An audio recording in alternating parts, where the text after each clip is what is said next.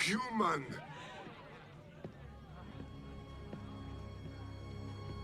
Play, Damjat, human.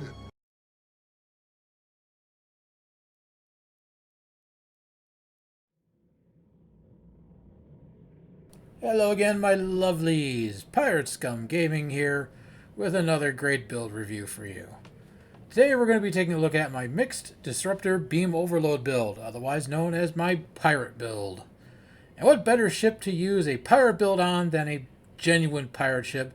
And that's what we have here today, the Emerald Chain Intel Juggernaut, what I like to call the Orion pirate ship. This thing is awesome. It's beautifully designed. It's a really cool ship. It turns surprisingly well for such a big ship. And when I say big ship, this is the definitive biggest ship in the game. This thing is bigger than the J. And I kid you not. And probably the best aspects of this thing is working turrets. This ship's turrets actually track the target when you target them. That is amazingly cool. And I hope they apply this mechanic to every ship in the game that has turrets, especially the Orion Blackguard. Flight deck carrier, it has turrets, and I'd love to see those turrets move. But I digress. This ship was gifted to me from a fellow fleetmate, Sav. Thank you, Sav. You're amazing. An amazing friend gives me an amazing gift. This thing just blows my mind how well it performs. So let's go ahead and start taking a look at the build.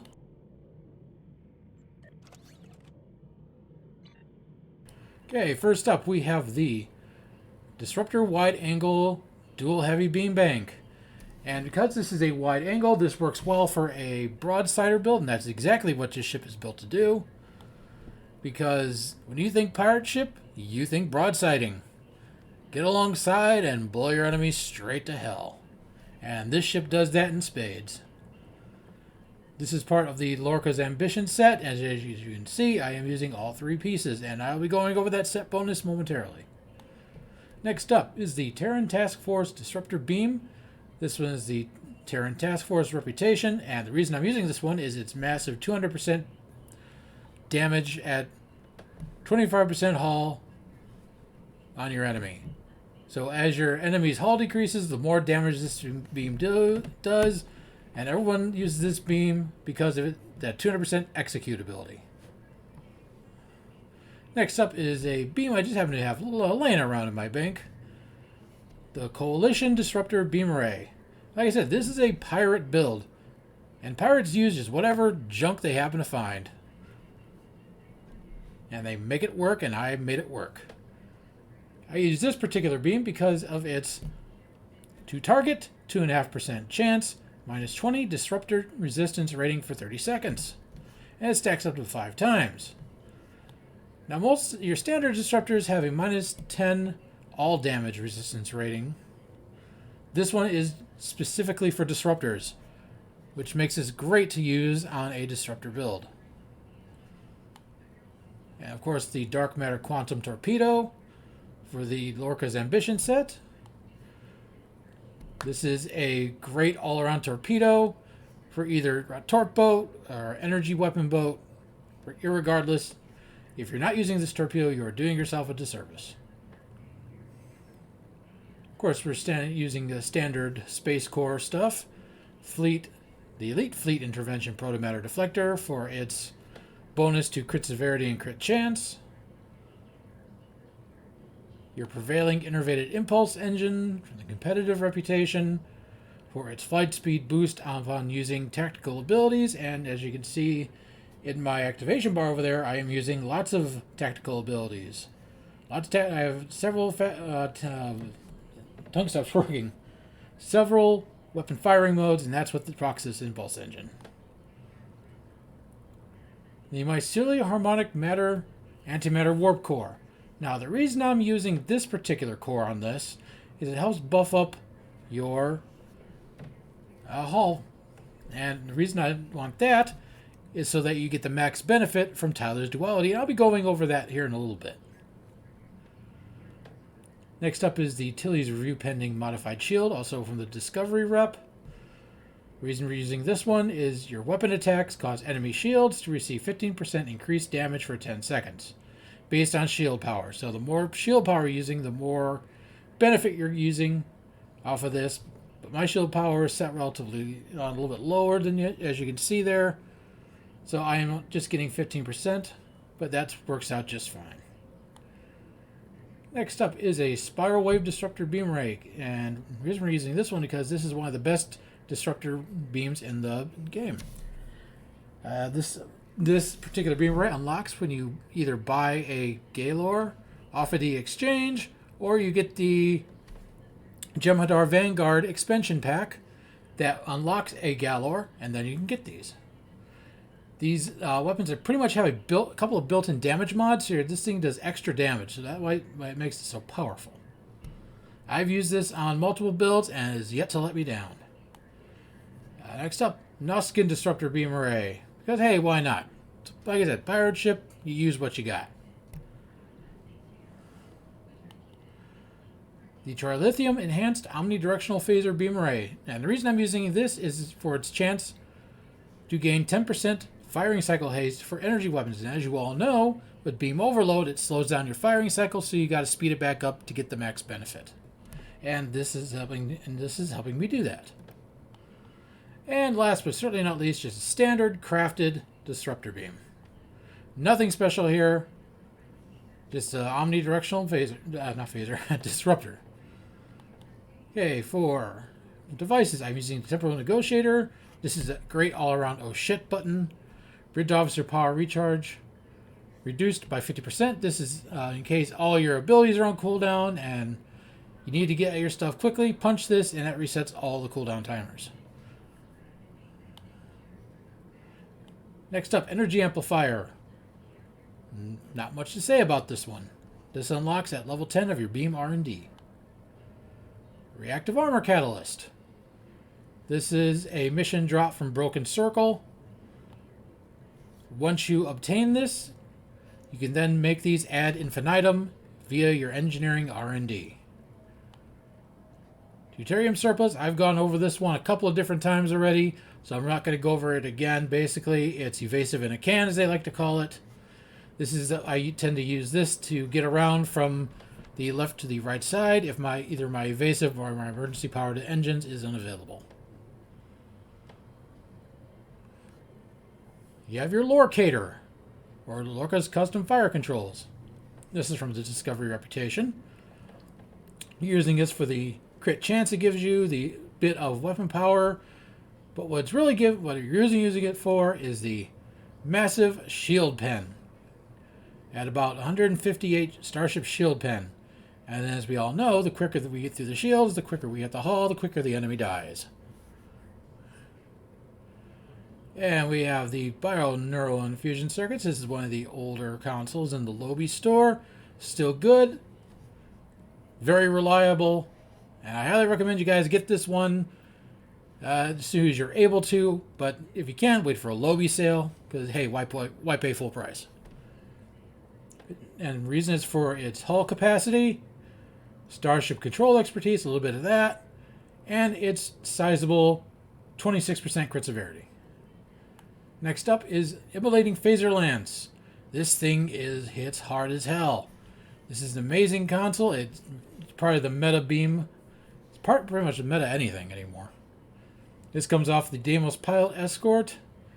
As you can see, it gives you a bit of phaser damage, a good chunk of Starship shield pen, but it's that heavy phaser damage from the Lance itself is why we're using it. This thing, like I said, this thing hits hard as hell. You get 6 charges on it. And this is best used and really shines against lots of targets, like a bunch of spheres that haven't been grouped up. That's as really does its damage. Next up, I have the Temporal Trajectory Shifter. And we're using this for the firing cycle haste. Gives a bit of defense rating. 50 Starship Scientific Readiness. That don't really do anything for me. Except it does have the improved Science Bridge Officer cooldowns, which does help with my procs for unconventional systems, which I'll be going over that when I go over my bridge officer abilities. Domino from the Bjorn Interceptor. It gives phaser damage and accuracy, but since I'm not using phasers, that's not why I'm using it. I'm using it again for the firing cycle haste. The temporal trajectory shifter gives me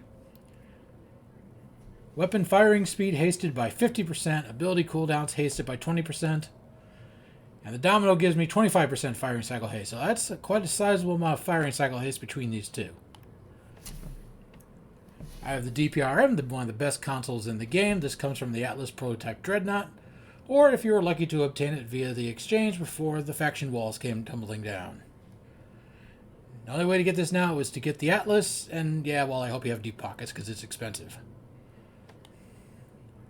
Next up is the Enhanced Induction Coil. Now, the reason I'm using this to help proc the onboard dilithium recrystallizer, and I'll be going over that when I go over my starship traits.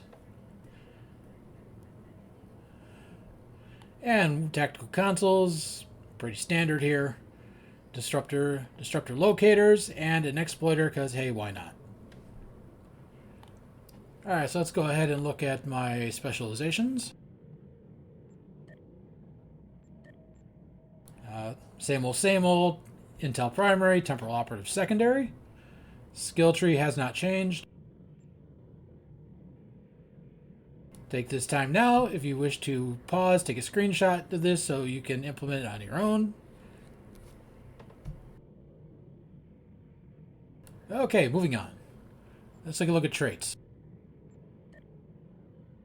Alright, for personal space traits, I have unconventional systems. I mentioned this already.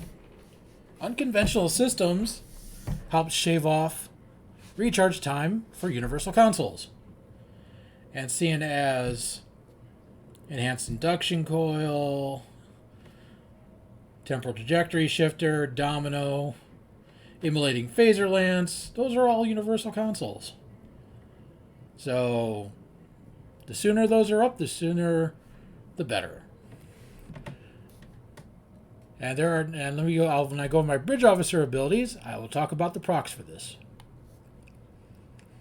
Superior beam training. This comes from the K-13 fleet holding. Everyone gets a flat 5% right out of the bat, fresh out of the box. But you have to go to K-13 to upgrade to upgrade this to 7.5%. Symbiotic Ice adds a bit of beam weapon damage as cold damage, because hey, why not? I'm a stone cold killer. Terran targeting systems, 15% flat crit severity. Nothing much to see here. Self-modulating fire. This helps with shield pen, and I already talked about shield pen and why it's important. Inspirational leader. 10% chance activating any bridge officer ability grants 10 to most starship skills for 15 seconds, stacked up 3 times. Context is for kings. If you did take damage in the past second, plus 3 all damage resistance rating. If you did not take damage in the past second, plus 1% bonus all damage for 10 seconds. And an ISE run with a proper tank and support tank, you should be taking very little damage, if any at all, and that's where this comes in. Intelligence Agent Attaché. On weapon critical strike, restore 2% of captain ability recharge. Fleet Coordinator. Not much to say about this one. And of course, Boimler effect. This is helping with all of your recharge times and cooldowns. This is available in the Lobby store. This is effectively taking over for Aux to Bat. Starship traits. Emergency weapon cycle. Available to you from the Morrigu, the Kurak, or the Arbiter. Minus 50% weapon power cost for 30 seconds. And there's that beautiful firing cycle AS that this trait does. Strike from Shadows.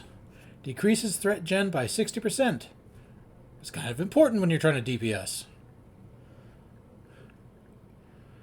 Preferential targeting. After using beam fire at will or cannon scatter volley, 100% damage to beam overload and cannon rapid fire. This is available to you via the NX refit. Strike from Shadows comes from the Emchla or the Shran. Super Weapon Ingenuity, this is from the Adelit Dreadnought. Increases the duration of beam overload by 5 seconds. So basically I have beam overload up majority of the time. Terran Goodbye, this is from the Mirror Warship.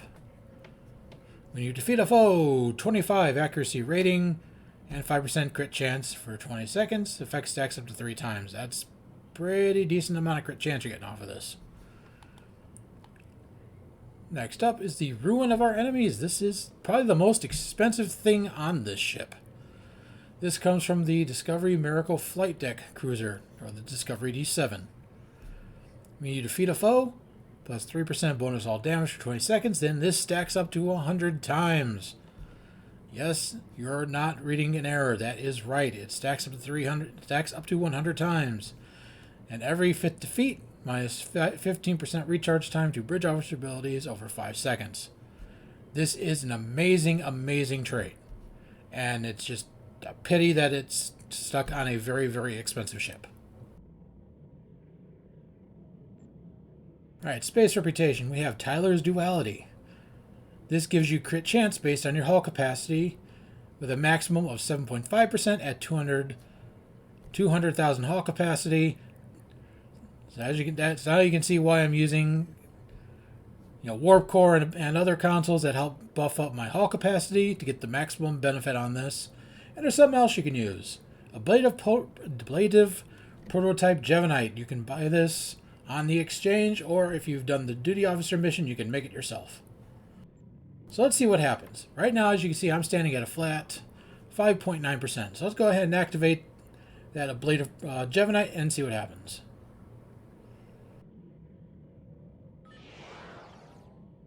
Let's give it a second.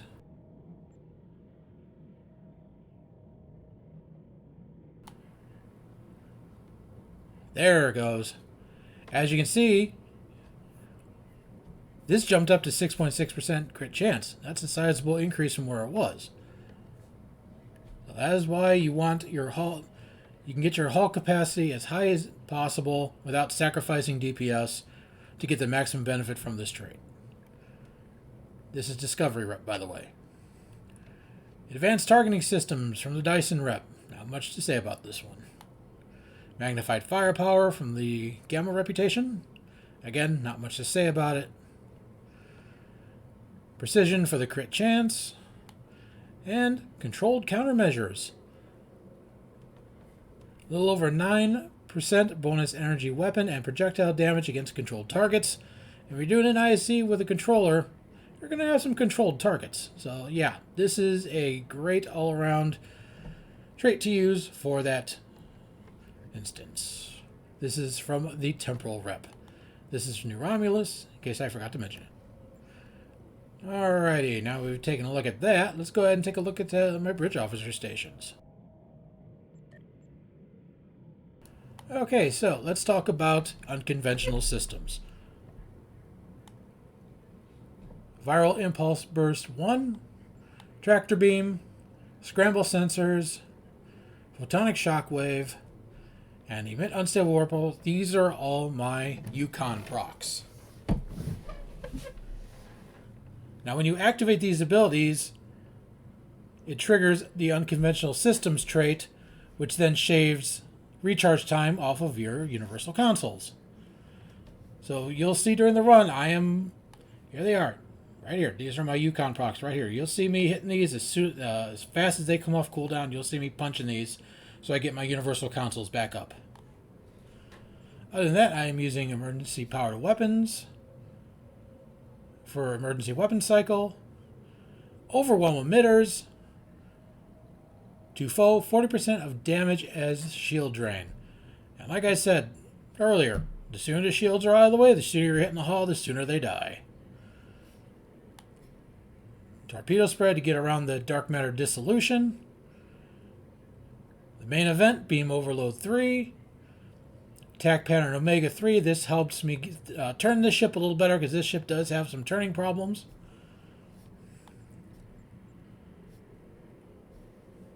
Cannon Scatter Volley. This is helping proc preferential targeting. Chemosite, because who doesn't like radiation explosions? Emergency powered engines. This helps with getting this ship around, along with evasive maneuvers and deuterium surplus. Next up, I already talked about these. These are all just Yukon procs. I have no hazard emitters. I don't have any kind of science team. I'm just using all these for Yukon procs. Alright, so let's take a look at my duty officers.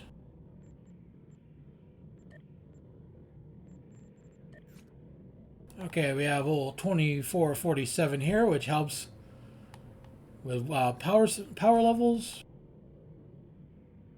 Strength unity improves ship's statistics by using bridge officer abilities, yada yada yada. Upon activation of a tactical ability, 15% chance, set power levels to maximum for 5 seconds. That procs quite often. And Miracle Worker, but I'm not using anything for Miracle Worker in this time around. Improve crit chance. So if this were a Miracle Worker ship, I'd be using this, and I'd be using this for 2 things. We got old Mr. Potato Head Zet here. My projectile weapon officer, chance for a stacking crit severity buff on firing projectiles. And we got the 2 Suliban twins here.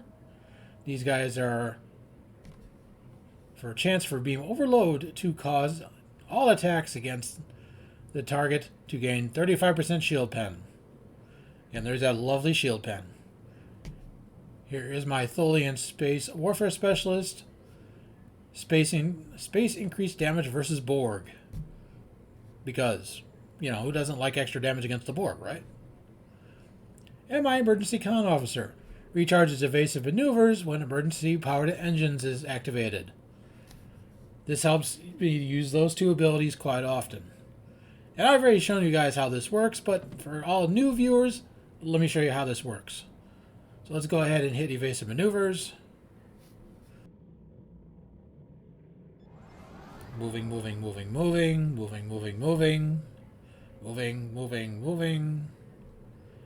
And we are on cooldown. Now let's hit emergency powered engine. And there we go. Evasive is instantly recharged and ready for use again.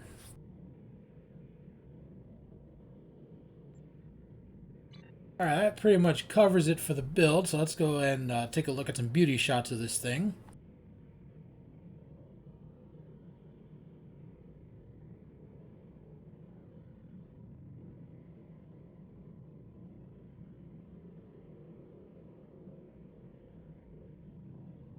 Simply beautiful. I love this ship. I loved it from when they first revealed it on 10 Forward Weekly, and I loved it the minute I unboxed it. So, with that all being said, stand by for the ISE and the Parse explanation afterwards. And as we always say, hoist the colors and run out the guns. Fear me, Borg, here I come.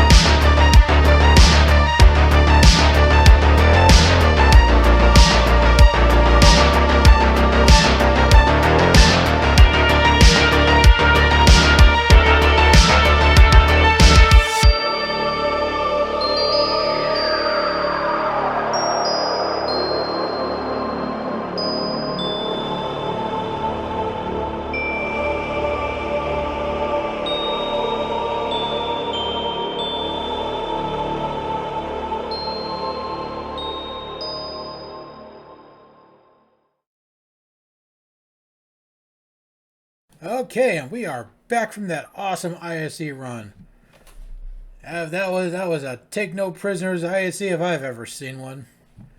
All right, let's start taking a look at these numbers here. I am, of course, at James Bryce, and this build, which is a theme build, mind you, did almost 494K. That's outstanding for a theme build. Of course, we have the Grumpy Old Nord, and that ISE was recorded during his live stream.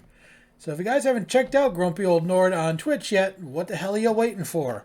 Go check out the Grumpy Old Nord. He's awesome. You have a lot of fun on his streams. He's a hell of a fun guy. He was on tanking duty, as he always is. We have my friend Zanelli at NeoJet Angel, working the Science Control Space Magic. This mad scientist is a hell of a guy. Check out his YouTube page. He's a fellow content creator. He's awesome. Here's my friend Mikey. He was also doing tinking duties for this run. And guys, do me a solid. I need you guys to go over to YouTube. Check out Stowe Mikey. He is a fellow content creator. He's trying to build his channel and get some views as well as subscribers. I'd like to see him get at least 100 subscribers, by the end of the month. So let's all work together as one big community here. Let's show my friend here some love. Go to YouTube, hit that like button, smash that subscribe button like it owes you money, and ring that bell. That way you get notified when Mikey drops one of his great build reviews. Let's show this guy some love. He certainly deserves it. And last but certainly not least is the irrepressible, often imitated, never duplicated, Megla. This guy is probably the best tanker in the game. This guy's awesome. The stuff he does on ground and space is just unbelievable. I couldn't do a lot of my stuff without this guy's help. He's awesome. This whole team is awesome. I can't put these guys over enough. All right, so let's go ahead and take a look at the combat analysis, and we'll take a look and see how well we did here.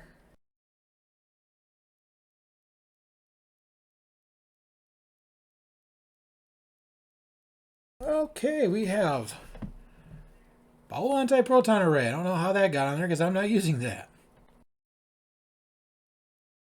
Grumpy's derp.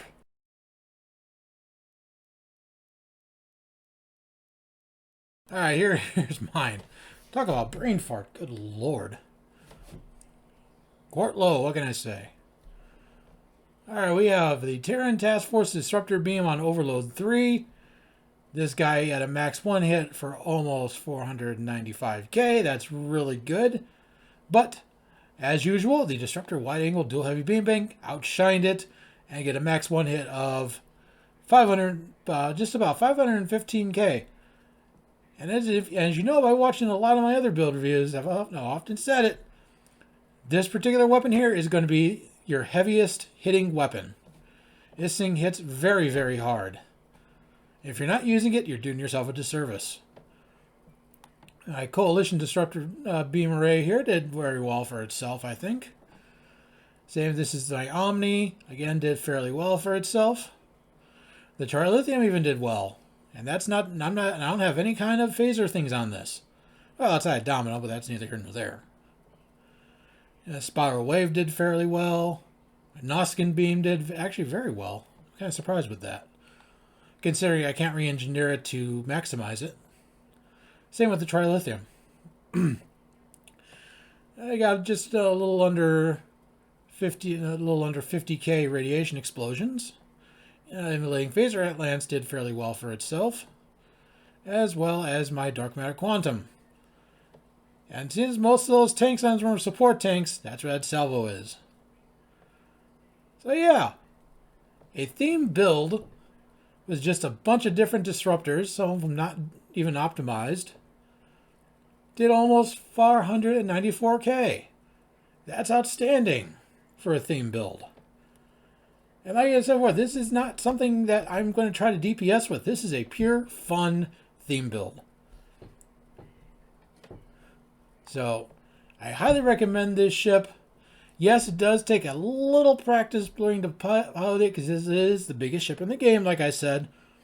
But for being the biggest ship in the game, it turns quite well. I'm actually surprised. This thing turns better than Sarcophagus, which I don't understand that. But anyway, I give this ship a 7 out of 10 if I had to give it a rating. I enjoyed it. I hope you enjoyed it. This has been Pirate Scum Gaming. Keep an eye out for more of my build videos. They're coming up soon. And with that being said, don't go by the book. Think like a pirate. And I'll catch you next time. Like all Starfleet, you talk and you talk, but you have no gramba.